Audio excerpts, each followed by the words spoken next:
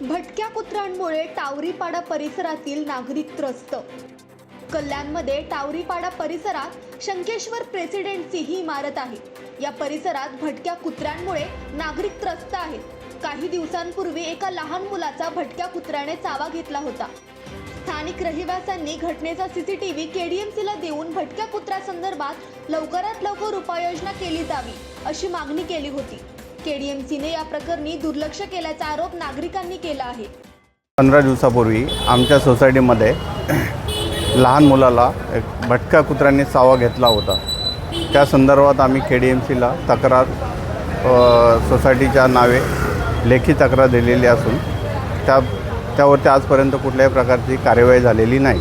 त्याच्यानंतर 2 दिवसापूर्वी देखील टावरीपाडा एरियामध्ये 12 ते 15 लोकांना भटक्या कुत्र्याने चावा घेतलेला आहे। तरी तेथील रहिवाशांना भीतीचे वातावरण निर्माण झालेलं आहे। त्यावरती केडीएमसीने योग्य ती कारवाई करावी।